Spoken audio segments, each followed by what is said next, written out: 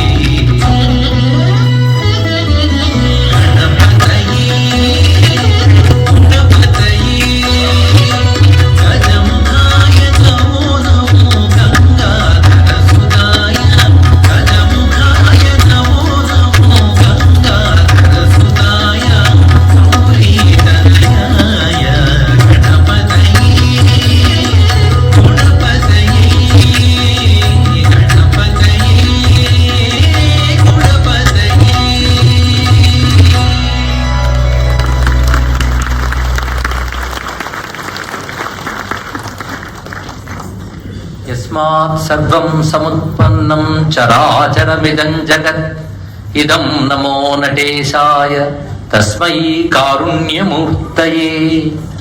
మూకం కరోతి వాచాలం పంగుం లంఘయతే గిరిం యత్కృపాతమహం వందే పరమానందతాండవం. శివాయ గురువే నమః. ఈరోజు ఈ పవిత్రమైన ఏకాదశి పర్వం నాడు ప్రదోష కాలంలో జరుగుతున్న శివపద నృత్యోత్సవం, దీన్ని తిలకించాలని వచ్చిన సహృదయులందరికీ నమస్కరిస్తూ, ముఖ్య అతిథులుగా గౌరవ అతిథులుగా మాపై ఎంతో ఆత్మీయ భావంతో విచ్చేసిన పెద్దలకు కూడా నమస్కరిస్తూ, శివపదం గురించి నేను ఇక్కడ పరిచయం చేయనక్కర్లేదు, అందరికీ తెలిసినటువంటిదే. కొన్ని దశాబ్దాలుగా శివపదం భగవంతుడు నా చేత రచింపం చేసినటువంటివి అనేక మంది పెద్దల చేత స్వరపరచబడ్డాయి. అనేక నృత్య కార్యక్రమాలుగా కూడా దేశ విదేశాల్లో ప్రదర్శింపబడుతూ ఉన్నాయి. ఇటీవలే అమెరికాకు చెందినటువంటి విభిన్న నృత్య కళాకారులు అందరూ కలిసి గ్రీక్లో అక్కడ ప్రభుత్వం తరపున శివపదం నృత్యం జరిపారంటే ఆనందదాయకమైన అంశం. అంతేకాకుండా భారత ప్రభుత్వం ఆహ్వానం మేరకు అక్కడి నుంచి వచ్చిన నృత్య బృందం వారు అటు తమిళనాడు, శ్రీలంకలో కూడా శివపదం ప్రదర్శించి, తర్వాత కాశీలో, అయోధ్యలో కూడా శివపదం నృత్యోత్సవం చేశారు. భారతీయమైన అన్ని నృత్య శైలుల్లోనూ శివపద నృత్యం ప్రదర్శింపబడింది అంటే నటరాజు అనుగ్రహం అందులో కనబడుతున్నది. భాష తెలియనటువంటి భారతీయులు, అంటే తెలుగు తెలియని భారతీయులు శివపదానికి స్పందించి నృత్యం చేస్తున్నారు. అసలు భారతదేశం గురించే తెలియనటువంటి పాశ్చాత్యులు కూడా శివపదానికి స్పందించి నృత్యం చేస్తున్నారంటే అందులో ఉన్న ఏదో శివ సంబంధమైన ఒక నాదశక్తి ఉన్నది. ఆ నాదశక్తి రూపంలో స్వామి చేసిన అనుగ్రహానికి నమస్కరిస్తున్నాను. అతి త్వరలో ఇప్పుడు ప్యారిస్ లో శివపదం నృత్యోత్సవం జరగబోతున్నది. ఈ గ్లోబల్ గా జరుగుతున్న నృత్య కార్యక్రమాలన్నిటికీ కూడా సారథ్యం వహిస్తున్న వారు గుండ్లపల్లి వాణి గారు, చాలా మందికి తెలిసిన అంశమే. ఈ రోజున ఇప్పుడు నృత్యాన్ని చేయబోతున్న వారు పొద్దుటూరుకు చెందినటువంటి శ్రీ తెర్ల శ్రవణ్ కుమార్ గారు, వారి బృందం. వారు నృత్య అధ్యాపకులుగా ఎందరో పిల్లల్ని తీర్చిదిద్దారు. వీరు మాకు పరిచయం అవడం ఒక చక్కని అనుభూతిగా మేము భావిస్తున్నాం. దీనికి కారణం ఋషిపీఠం తరపున శివపదం నృత్య పోటీలు, అదేవిధంగా గాన పోటీలు కొన్ని సంవత్సరాలుగా జరుగుతున్నాయి. గ్లోబల్ గా జరుగుతున్న విషయం మీకు తెలిసినవే. అలాగే ప్రత్యక్షంగా కాకినాడలో కొంతకాలం క్రితం నృత్య పోటీలు జరిగాయి. దానికి అనేక ప్రాంతాల నుంచి వచ్చి ఆ పోటీల్లో పాల్గొన్నారు.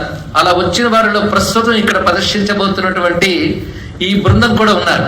వారు బహుమతి కూడా పొందడమే కాకుండా వారు చేసిన నృత్య శైలి ఆనందం కలిగించడంతో ప్రత్యేకించి రాజమహేంద్రవరంలో వారి చేత కార్యక్రమాన్ని ఏర్పాటు చేయడం జరిగింది.